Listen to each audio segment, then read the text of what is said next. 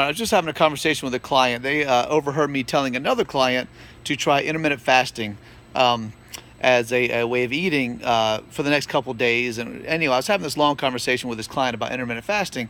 And they asked, well, how come you recommend intermittent fasting to him, but you recommend I do this and someone else do that?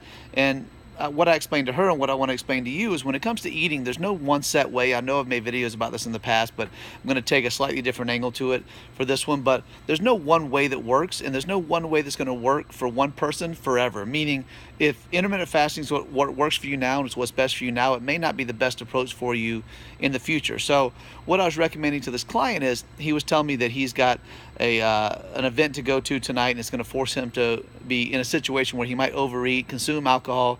And I just recommended, well, what if you push your feeding window back a little bit, and maybe instead of having breakfast, a mid-morning snack, lunch, a mid-afternoon snack, and then overeating at dinner and drinking a bunch of beer, and then maybe overeating or consuming too many calories by 1,000 calories, 2,000 calories, and really setting yourself back. What if you try intermittent fasting, and maybe you're cutting out a breakfast and a snack, and now you're having lunch, and maybe the dinner, this function, and some alcohol. And then what you're going to do is you're not going to overeat as much. You're not going to consume too many calories for the day. And it was just a temporary fix to a temporary situation. And it got me thinking. And what I told the person who approached me about it was, it's really good if you have different tools in your toolbox. You know, if I want to go build a house and all I have with me is a hammer, I'm going to have a hard time building a house, right?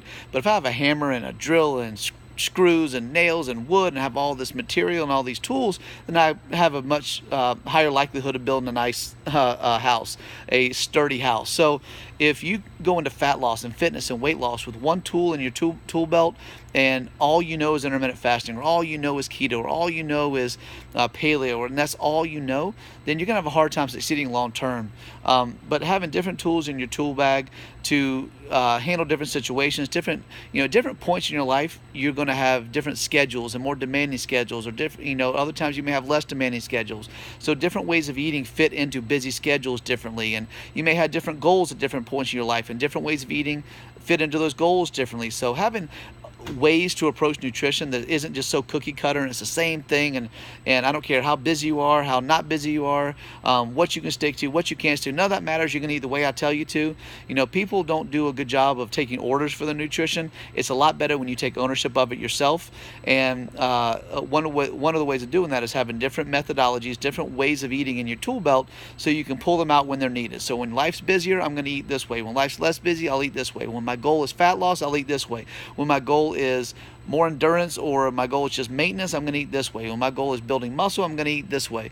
So having different ways of approaching it for different goals and different phases of your life is going to make you more successful, going to keep you from plateauing, and going to ward off a lot of possible frustration. So when I approach nutrition, when I recommend nutrition to people, I have a lot of different approaches, and I really try to fit it into that person's lifestyle and try to fit it into that person's what they're able to stick to and what's sustainable for them and what's going to deliver them the best result. And that answer is never going to be the same for every person, and it won't even be the same for that person forever, if that makes sense. So just something to think about when it comes to nutrition. Stop maybe trying to find the end-all be-all, and have some additional tools to pull from when you're trying to eat well and to get results. So hope that makes some sense. If you have any questions, let me know. You can always reach out to me at furyfitness.jason@woodsdoc.